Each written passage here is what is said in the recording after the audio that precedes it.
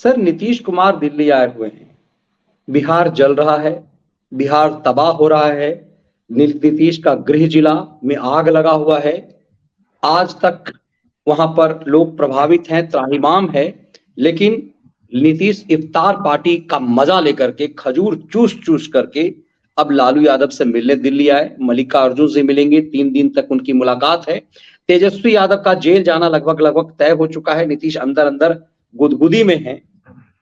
प्रधानमंत्री बनने की इच्छा जग गई। क्या उस एजेंडे को नीतीश और पूरी टीम ने अंजाम दिया कि बिहार जहां पिछले 2.5-3 दशक से कोई दंगा नहीं हो रहा था, उस स्टेट में इस कदर कत्लेआम हुआ, इस कदर हंगामा हुआ, और नीतीश प्राइम मिनिस्टर बनने के लालच में किस किस आस से ये आदमी आता है जिसके पास 30-35 विधायक हैं, वो इतने बड़े देश में प्रधानमंत्री बनने की उम्मीद जगाए हुए कि बुरा वक्त राहुल गांधी का चल रहा है तो लोग मुझे ही चुन लेंगे नेता। नहीं मनीष जी, वो दंगा बेचने गया था।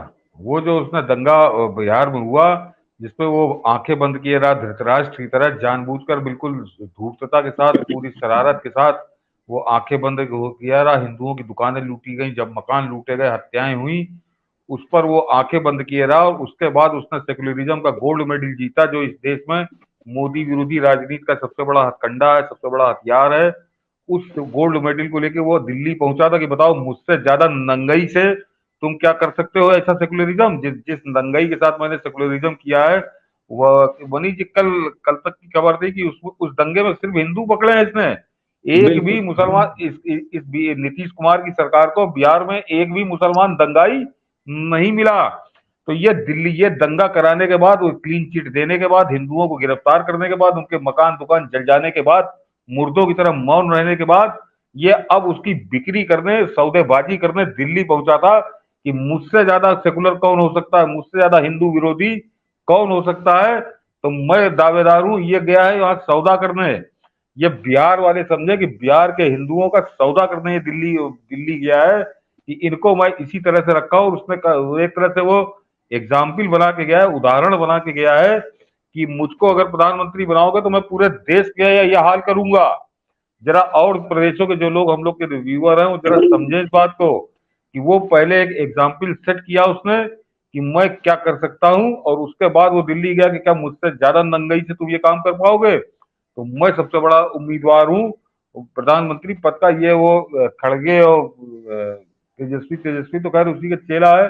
खड़गे को एक तरह से वो डील करने गया है खड़गे से, लेकिन ये खाली हाथ लौटेगा मनीष जी, क्योंकि फिर आपने जो कहा कि 30-35 विधायक और बाकी किसी प्रदेश में इसके नाम पे पार्षद नहीं जीत सकता, तो इसको कौन बनाएगा प्रधानमंत्री पद का उम्मीदवार। और वैसे मेरी इच्छा है कि प्रधानमंत्री पद का उम्मीदवार यही बन जाए, ताकि अब की इसकी ये मनीष जी, जिस दिन प्रधानमंत्री पद का उम्मीदवार इसको घोषित किया गया, उस दिन नरेंद्र मोदी 400 सीटें पार करेंगे। 400 सीटें 2024 के लोकसभा चुनाव में, ये तय है। पर इस देश के खलियर खैरातियों का भी चरित्र नहीं दिखता कि जिसके पास, जो अपने बल पे अपने राज्य में अपनी पार्टी से 35 विधायक नहीं जितवा पा रहा हो, सांसदों की तो बात छोड़िए, उसे देश का प्रधानमंत्री दिखाया जा रहा है कि वो इतना लोकप्रिय है। जो अपने राज्य में जिसकी ये स्थिति है, इसे मार्केटिंग कहते हैं। और कैसे इसके ये बीच में भी आया था, पिछली बार भी आया था सोनिया गांधी, इससे ये स्थिति कर दी कि 10 जनपद में राहुल लालू यादव के साथ गया था नीतीश कुमार, तो सोनिया गांधी ने तस्वीर नहीं खिंचाई थी इन लोगों के साथ, सर इस लायक नहीं समझा था और उसके बाद भगा दिया था घर से। एक तस्वीर इन लोगों की नहीं आई थी क्योंकि सोनिया गांधी अपने बेटे के सामने में किसी एरू गैरू को ये बनने देगी। लेकिन मीडिया में फैलाया जा रहा है कि मल्लिकार्जुन से मिलेंगे, 3 दिन तक रहेंगे, और मल्लिकार्जुन भी इनको प्रधानमंत्री पद का उम्मीदवार घोषित कर देंगे। मल्लिकार्जुन खुद काठ का घोड़ा है आपके शब्दों में, और वो इनको प्रधानमंत्री घोषित कर देंगे उम्मीदवार। कमाल ही है। नहीं नहीं नहीं, वो कांग्रेस को तो, कांग्रेस के सर पे कौवा बैठा है राजस्थान में, एक सचिन पायलट, जिसको वो उड़ा नहीं पा रही है। और वो सर पे कौवा बैठे का मायने लोग जान समझते होंगे हमारे यूपी में, बिहार में। उसको तो वो उड़ा नहीं पा रही है, हटा नहीं पा रही है। और वो इसके सर पे बैठे कौवे को कैसे हटाएगी। अभी तो मनीष जी नीतीश कुमार के लिए बड़ा संकट आने वाला है ये आज मेरे ख्याल से तीसरी बार तेजस्वी को बुलाया गया था ईडी के दफ्तर में। और ईडी क्या, पहली बार, इससे पहले सीबीआई ने बुलाया हुआ है सर। सीबीआई ने। तो दर्शक ये जान ले कि लैंड फॉर जॉब, मतलब इसके बाबूजी जो चोरी करते थे, पैसा देकर, ये जमीन छीन करके और नौकरी देते थे, वो पैसा तेजस्वी के अकाउंट में जमा होता था। इसके पूरे साक्ष्य जांच एजेंसी को मिल गए हैं। इसी में पूछताछ के लिए आज तेजस्वी को बुलाया गया था सर। हाँ मनीष जी, दर्शक ये समझ ले कि ये जो मामला है कि अगर ये बड़ा पाक साफ होता तो ये पहली बैठक में ही सब कुछ क्लियर कर चुका होता था। इसका मतलब ये क्लियर नहीं कर पा रहा है, पहली बार, दोबारा, तीसरी बार। तो ये कहानी नई नहीं है। इससे पहले चिदम्बरम 4-5 बार बुलाया गया था, 6ठी बार में गिरफ्तार हुआ था। सत्येंद्र जैन कई बार बुलाया गया था, उसके बाद गिरफ्तार हुआ था। सिसोदिया 3-4 चक्कर लगाने के बाद 5वीं बार गिरफ्तार हुआ था। तो ये और सबको याद होगा कि सिसोदिया के लिए माहौल बनाया था, कुछ नहीं मिला, इसीलिए सीबीआई ने गिरफ्तार नहीं किया। जांच एजेंसी अब पहले की तरह नहीं करती कि अदालत में वो फेल हो जाए, एक एक पॉइंट इकट्ठा करती है ताकि मजबूती से ठुकाई हो और जमानत नहीं मिले।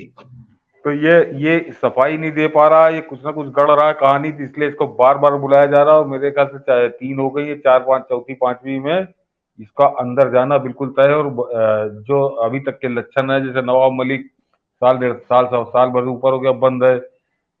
सत्येंद्र जैन को 11 महीने बाद फिर भगा दिया गया, तुम्हारी जमानत नहीं होगी, सिसोदिया की जमानत नहीं हो गई। तो तेजस्वी यादव जो है वो तो तिहाड़ जेल से हो सकता है चुनाव लड़े, आरजेडी को तिहाड़ जेल से चुनाव लड़े, जो लक्षण नजर आ रहे हैं। और उस समय वो पोस्टर बॉय होगा इस गठबंधन का पोस्टर बॉय होगा कि दोनों पिता पुत्र आराम फरमा रहे हैं जेल में। जो लक्षण है, बार बार सीबीआई ईडी जो बुला रही है, तो इसका मतलब ये लगातार फंसता चला जा रहा है और इसका जेल जाना करीब करीब तय लग रहा है। और उस समय नीतीश कुमार मुंह दिखाने लायक नहीं होंगे।